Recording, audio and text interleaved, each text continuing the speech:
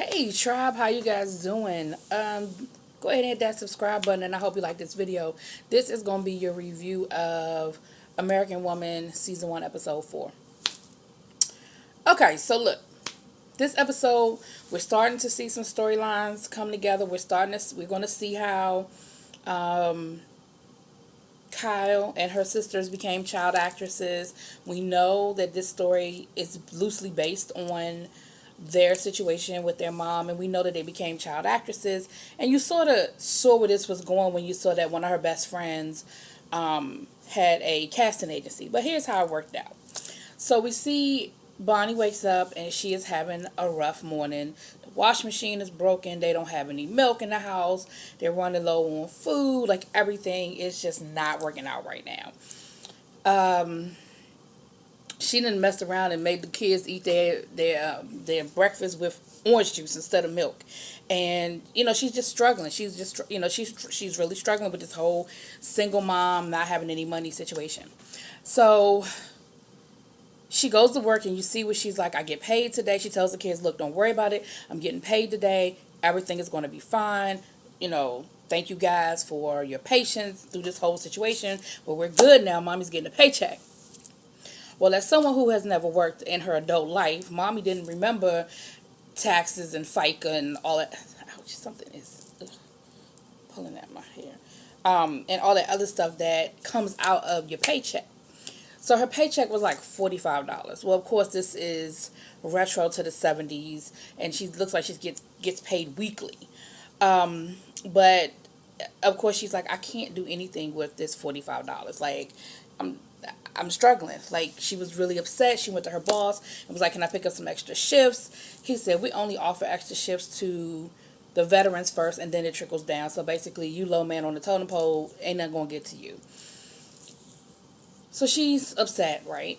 Then we pan over to Kathleen is babysitting the kids for Bonnie, and they're at the casting agency, and they're trying to cast for a little girl for an orange juice commercial. None of the owner of the orange juice company doesn't like any of the little girls. Kathleen's desperate. She sees Bonnie's girls, her youngest daughter, Jessica's her name. She's playing make believe. She's playing pretend. And Kathleen was like, okay, you come with me, run these lines, because she's desperate. They're just opening up their company, their business. They can't afford for word to get out that they don't have the right actors to cast these commercials. Well, the daughter books the commercial, and of course the little girl's excited because she's a kid. She knows she's going to be on TV, and Kathleen goes to talk to Bonnie about it, and Bonnie is a little apprehensive, but of course in the end Bonnie agrees to let her do it because, one, I don't think she thinks it's going to end up being like a big deal. But two, I don't think she already has a little bit of mom guilt, which, we see where her and the other daughter are having some problems, and they're struggling because, of course, she's a kid and she doesn't understand, and all she sees is that daddy's gone, mommy put him out the house. So she's dealing with that whole you ran daddy away thing. So they're already struggling. So she doesn't want to be, I guess, the bad mommy and say, no, you can't do it. So she lets her do the commercial. Little girl does really well on the commercial. And we'll get back to that. So then we see Kathleen and Greg. Greg is the boyfriend who's gay or bisexual. I guess he's more bisexual. They're out having lunch, and they run into Alan. Well, it is clear from the beginning that Alan is an ex-lover of Greg's. Greg is real quick. He says, oh, we met in the mailroom, and now, Alan's a big-time agent, and he's just a good friend. And so Kathleen invites him to come over to the house. They're having a dinner, and she invites him to come, and she's like, I won't take no for an answer. And you see how uncomfortable Greg is. You see that Greg is just like, don't, like, what are you doing, But Alan, being a little funky, Alan is like, I'm going to go. Okay, see you there. He was like, so, Alan, how are you doing? How are things going? Like, he's throwing stuff out there that's between him and Greg, really. And Kathleen's so naive to it. She ain't really paying attention to the little digs or whatever. So we get to dinner. Now, Kathleen felt like she could use this dinner to set Diane up. Remember, Diane's the third friend, the banker.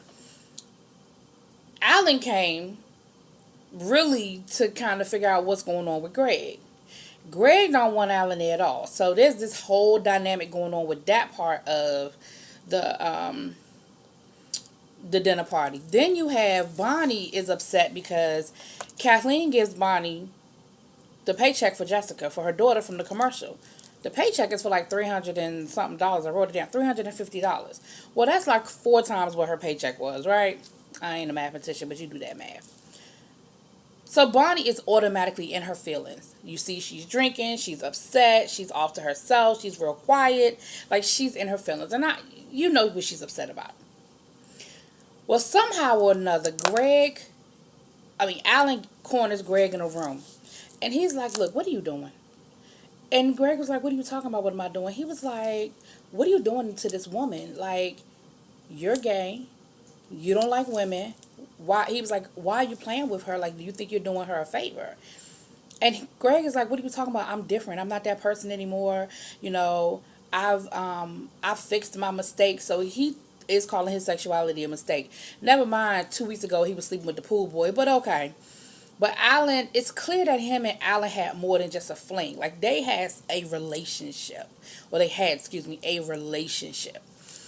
And Alan is like, "So really? You really think that you're past this?" And he rolls up on him and he starts kissing him and he starts rubbing on him. And of course Greg is all panting and heavy. And they cut out at that point. So they leave the impression that I don't think they full out had sex, but clearly they probably made out a little bit. So then we get to dinner.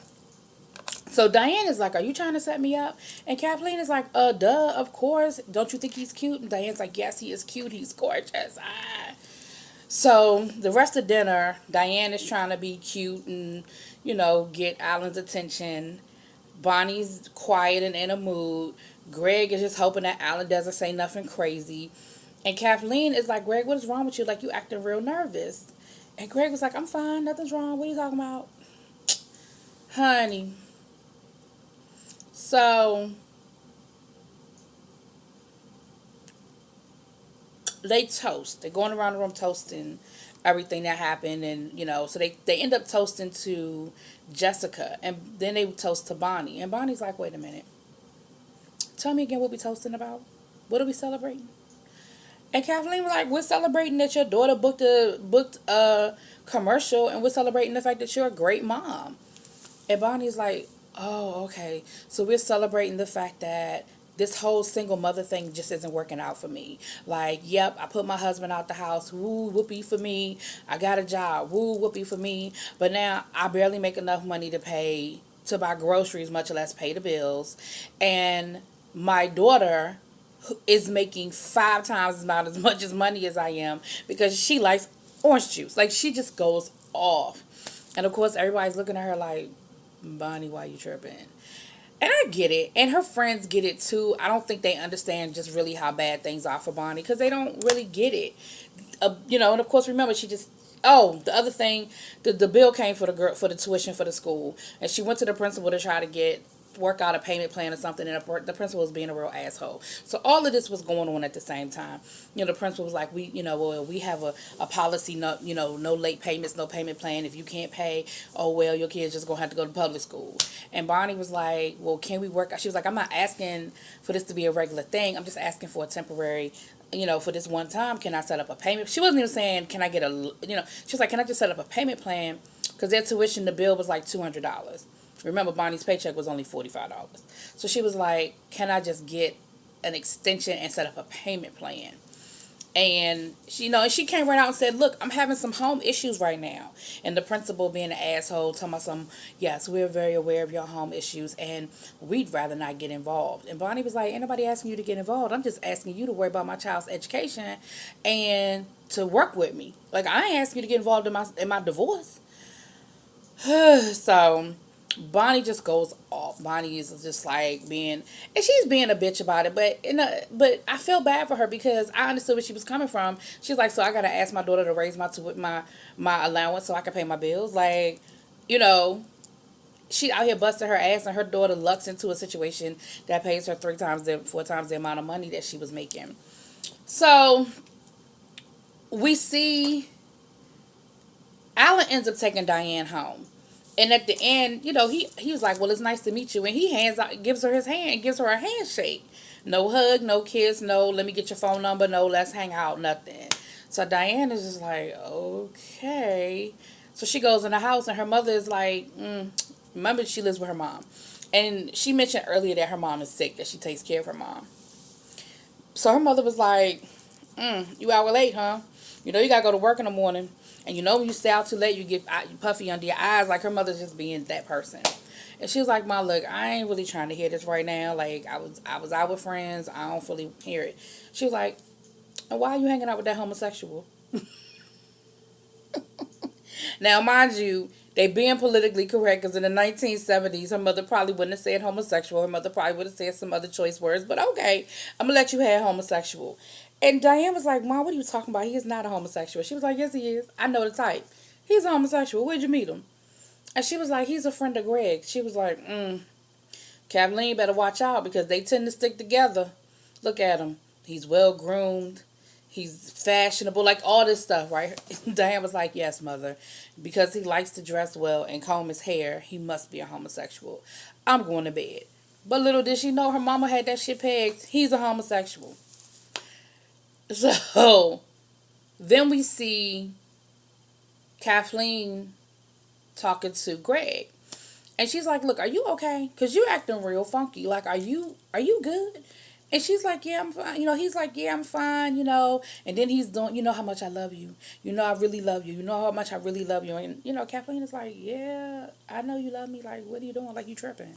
But of course, he worried that some shit's about to happen. That Alan about to fuck him up. That's what he really worried about. So I guess he trying to set her up. Like, if Alan say something, then she'll remember that I blew her back out tonight. Because of course, then they have sex. I blew her back out and I told her how much I love her, or whatever.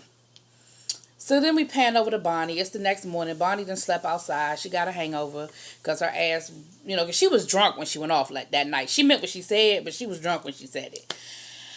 But then you sort of see this face of acceptance come over her, and she picks up the bills and she sits down at the table and she starts writing out checks, and she gets the washing machine fixed, and she takes the tuition to the principal and tells the principal that basically he can shove the check up his ass.